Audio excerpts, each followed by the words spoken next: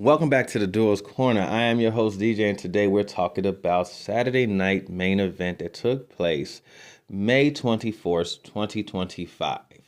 Was the show good? Was it bad? Was it ugly? Was it trash? Was it meh? I really don't know. But let's just get into what happened. Opening bell. We kick off with a tag match. The crowd was hyped for it, like anything they ever seen. CM Punk, Sammy Foley Zayn versus Seth freaking Rollins and Braun Breaker. Wow. I didn't think they were going to give it on Saturday's night main event, to be very honest with you. We talked a lot of my other videos. I thought this was like a Money in the Bank, not a big pay-per-view, but one of the little filler pay-per-views main event. But they say, here you go. Here you go right now. The match was what to be expected, in my opinion. But the shocker was big, bad Bronson Reed coming back from the broken ankles, looking amazing, fucked up Punk, threw him through the goddamn barricade while Rollins and Breaker pick up the win on distracted Sami Zayn. This looks crazy. I talked about in another video about like who would join this group, and I played with Bronson Reed because he'll be great. He'll need that Heyman push. But I'm like, you already kind of got a big dude in that motherfucker. You know what I'm saying? You got Breaker. So, okay, you got Breaker, Reed, Rollins. It's like, okay, you got 3 powerhouses, but Evolution was 4. So, talk to me. Who's, you know what I'm saying? Who is who? You know what I'm saying? Like, we know Paul Fatty is playing, like, I guess Flair, but Flair wrestled. Paul Heyman ain't wrestling, so you still need one more wrestler. So we still could potentially get Austin Theory here. I'm not sure. We just have to play it close. But I find it kind of funny, like, Bronson Reed and Seth Rollins is almost like in a blood feud. So how does this go away? Do they talk about this on Raw? Do we circle back? Hopefully we do. We'll just have to see what happens. Okay, matches that stood out. Jey Uso versus Logan Paul. I'm gonna be honest with you. Jey held it down like a true champ. Logan Paul tried to finesse his way to a title, but Jey wasn't having it.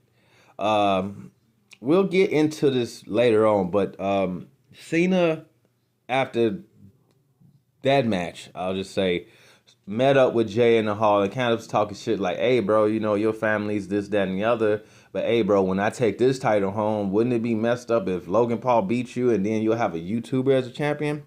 So, obviously, I was kind of shocked. Cena tried to interfere, but we had a returning Cody Rhodes, made the surprise return to even the odds. Jey hit the splash and retained.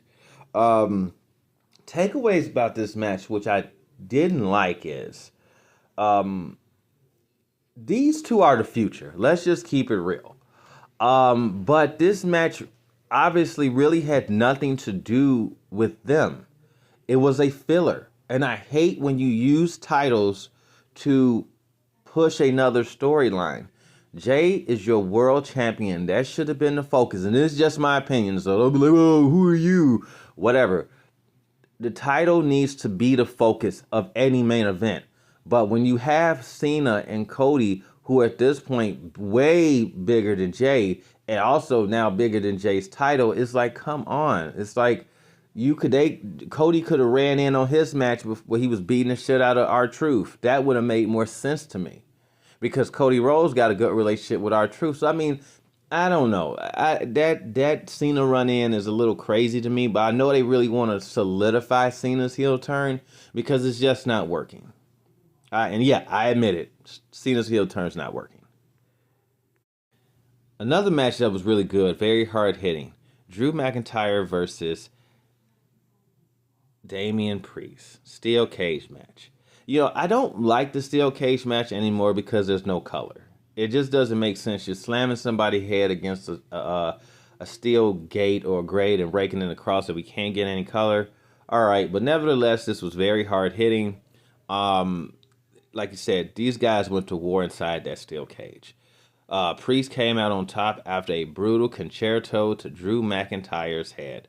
Now, there's reports that Drew's getting ready to take time off. This was like what as they call a way to write him off because he has neck surgery. So this has been a good way. So Damian Priest won this feud, which was the right way to go, and hopefully they'll have more for him to do. We had Zelina Vega versus Chelsea Green, Women's U.S. Championship match. This, honestly, if you ask my honest opinion, it was very botch fest. These guys don't really have too much good chemistry together. There was a lot of spots where they were missing, but nevertheless, it was decent. Zelina Vega defended her title against Chelsea Green despite all the interference attempts from Piper Niven and Alba Fry. Vega hit the ankle code red to retain.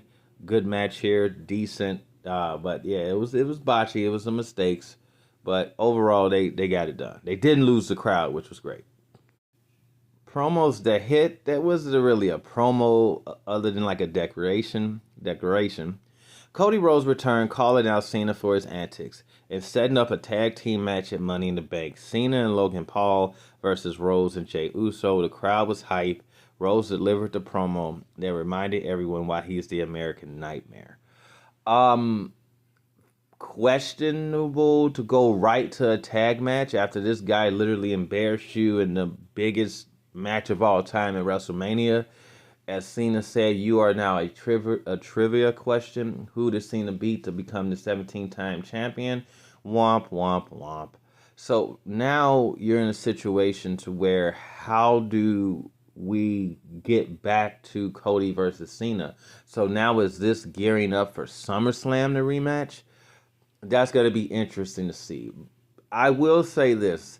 Despite this show, they made Raw kind of watchable. I have to kind of watch Raw to see what was happening. And if that was the point in what they were doing, then well done. I just don't like to have matches that involve titles further other storylines because you take away from the match and the two people that's in it. That's just my opinion. I know in our mid-card mayhem section, John Cena is not a mid-carder, but he is facing a mid-carder, so this was a mid-card match. Sorry, Mr. Cena. Don't cut a promo on me. It was a quick squash match. You kind of knew this was going to happen. Cena turned, I guess, full heel now, and I'm doing the air quotes, low-blowing R-Truth after kind of selling that he was not going to hit him with the title and hitting him with an attitude adjustment. It was more about Cena's character shift than anything in this match. They know that they're struggling having a crowd fully hate him. And here's the thing, the crowd isn't going to fully hate him because he's John fucking Cena. So, I would have felt personally if Cody ran out during this match, that would have hit harder. And then he'll say something like, no, you can't beat, you know what I'm saying? But I get why he did the main event, but I felt like, bro, everybody loves R-Truth. Like, R-Truth's a cheat code. And if you screw over like R-Truth, then you're really a jerk, but they were still cheering him. So this is going to be interesting where it goes. Like I said, that next SmackDown is going to be interesting. Very interesting. And as we discussed, main event energy, Jey versus Logan closed the show with the interference of Cena, which we knew that was very shocking, kind of weird, kind of awkward. But then Cody came out. He helped Jey retain and then challenged Cena and Paul to a tag team match at Money in the Bank. The crowd was electric and the storyline developments were top notch.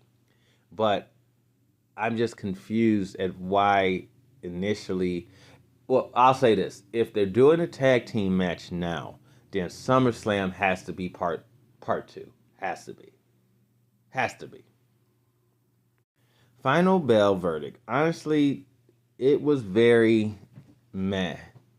One of the things that was cool, like Jesse the Body Ventura, like cut a promo on the cage match, and I was crying. He was like, he just walks out. That's it. He just walked out. He didn't pin him. He didn't throw him through the thing. He just casually strolls out the cage. Like you could tell, like Jesse was like, bro, like this shit's trash. That's really what he wanted to say. But if I had to do the 10 thing, how many points out of 10? Honestly, I would probably give this a 7 out of 10, in my honest opinion. You had a good return, and honestly, it was because of the big return from Bronson Reed. The storyline progression. The matches were very, not bad, but they were very quick.